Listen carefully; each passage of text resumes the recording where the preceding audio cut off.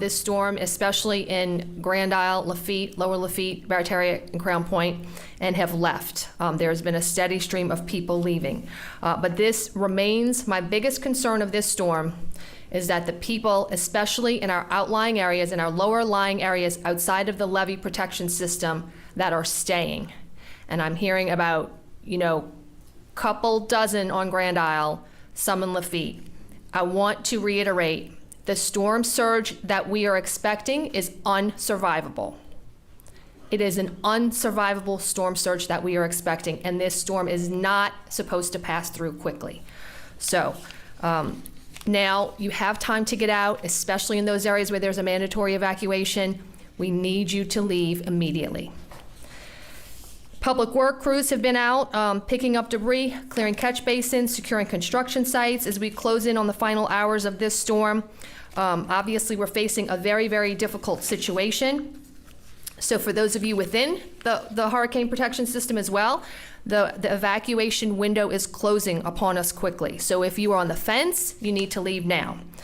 The best and easiest way for us to be able to save lives in this storm is for you to get out before the storm comes.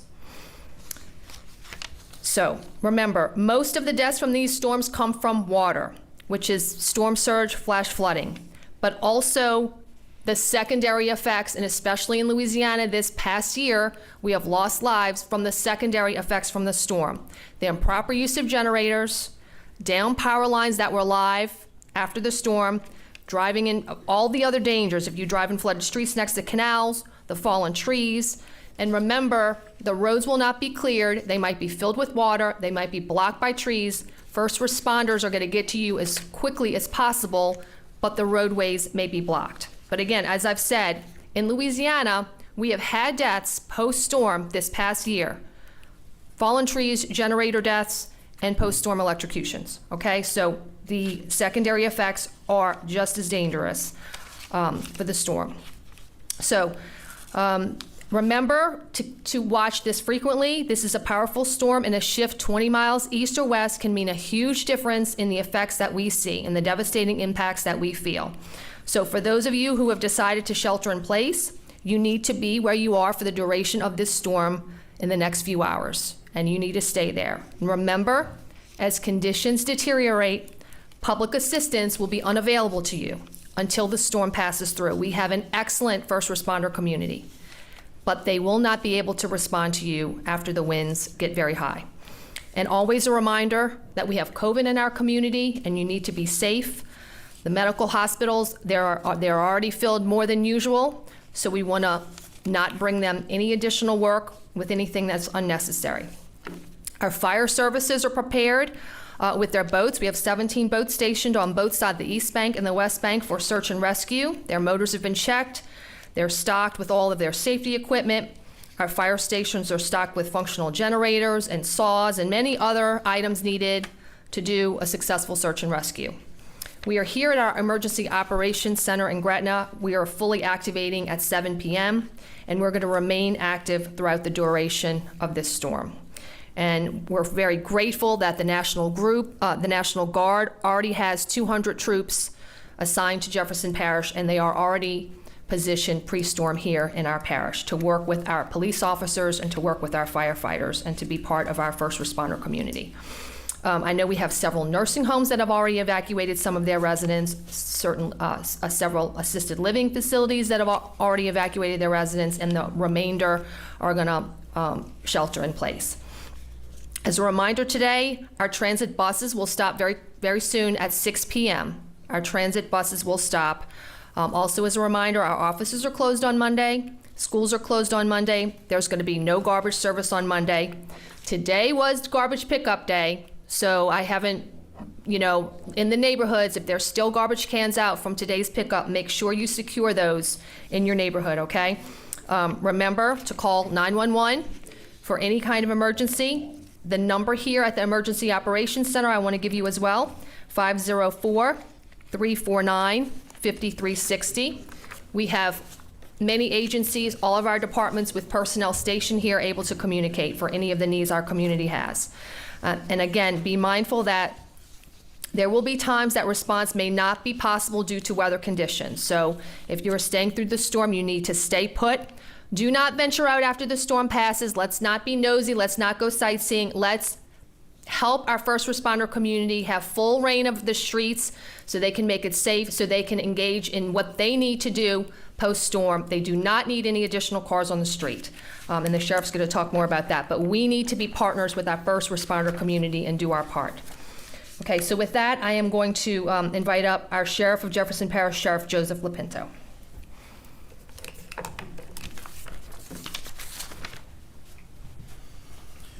For anyone that's still thinking about leaving, leave. You have time to do so. The traffic is clearing up in some places. Look at your route beforehand. You can get out there. But let's face it, accidents aren't planned. We've already had one today. You know, nobody plans on an accident. Nobody thinks anything's going to happen until it happens to them. Whether that accident is during good times or bad, they happen. Today is a perfect example of it. One of my deputies was hit on his motorcycle today by an idiot that can't drive. Unfortunately, his wife is already evacuated out of state. He's going to be stuck in the hospital for the next few days because somebody's got to be out there on the street. I don't want that to happen anymore. We've got 24, 48 hours, 72 hours by this storm passes. If you're staying, stay. Stay in your house. Don't get out. Don't go check somebody's freezer. Stay home so that way our deputies can do their job for the emergencies that they're prepared to do. They're risking their lives being out here on an everyday basis. If you're staying home, stay home. We don't need the cars out in the street. We don't need you running into a tree or a power line and us having to deal with it and bring you to the hospital and do all the rest of it. As I said, one of my deputies is going to be spending a few days who risk his life to stay here. If you're here, stay in your house. Thank you.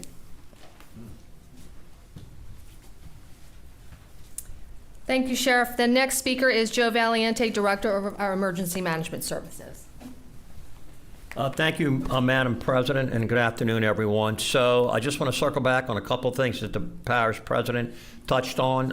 The EOC will be in full activation as of 7 p.m. tonight, and full COVID protocols will be in effect throughout the entire time that we're in this building. We're going to have a full house here, and we have to make sure that we don't spread anything, and certainly we don't catch anything. So another thing that I want to mention is that we've been in constant communication with our parish stakeholders, which is in excess of 120 different stakeholders, and we've been having parish leadership meetings every day. We will have another one tonight because it's important that that they have situational awareness of what is actually going on and where we stand as a parish leadership. Last thing I want to mention is to circle back. Another thing that she mentioned, since 2013, the majority of all fatalities that have occurred as a result of a hurricane have been attributed past the storm surge when the hurricane makes landfall. And I'll say this again, last week, the remnants of Hurricane Henri in Tennessee in Humphrey County dumped 17 inches of rain in 16 hours, 27 fatalities. The flash flooding, the tornadoes are extremely dangerous. So to follow back on what she said, we don't need you driving around on the street during or immediately after the storm leaves us. Thank you very much. Thank you, Joe. Our next speaker is Chief Administrative Assistant Sarah Babcock.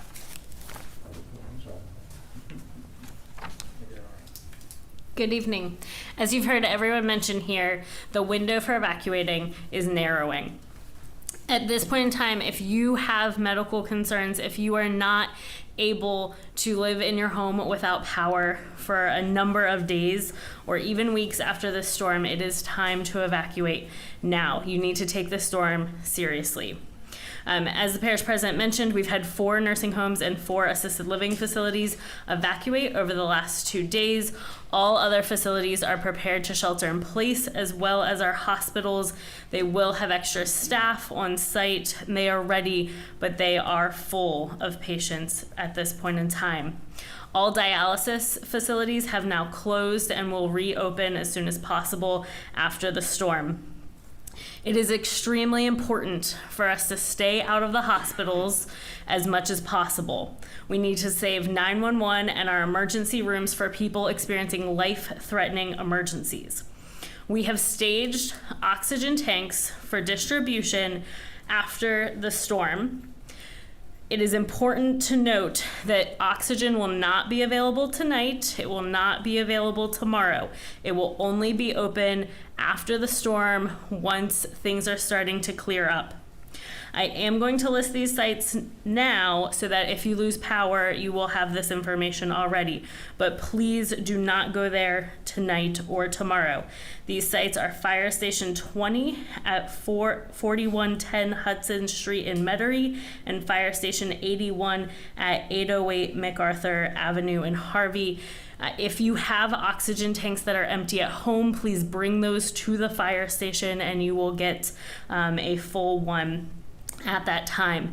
If you have other medical needs post-storm, you can call here to the EOC 504-349-5360 and we will try and provide you with other assistance. It is important to remember that COVID is still with us. So we know many people are staying with family, you're staying with friends, maybe you've left the state. Please wear masks, even in the homes with your family and friends. Try and find separate rooms to sleep in and social distance as much as possible. Finally, I would like to mention generator safety. As you have heard here, using generators improperly will lead to death. Make sure you set up those generators outdoors, away from windows, doors, and air conditioning units. If you need to refuel the generator, please allow it to cool completely before adding more fuel. Thank you. Thank you, Sarah. So today has been very busy. I want to introduce the Regional Director of our Southeast Louisiana Floodplain Protection Authority West. They have been very busy today, and the Board of Directors, Nick, Callie, and Scott Burke. Thank you, Madam President. We have been working all day to operate our system. All of the land-based gates have been closed, and I would like to remind residents that that includes the Highway 45 gate. So use Lafitte LaRose Highway as an alternate because that is no longer trafficable as of 5 o'clock today. Over the next couple of hours, we will continue to close our navigation gates. Once that is done, the system will be closed up and we will be prepared for the storm. We went to a full activation of our Emergency Operations Center at 6 a.m. today, and we will remain that way until the storm passes. So I encourage everybody to be safe, listen to your elected leaders, and look out for one another. Thank you.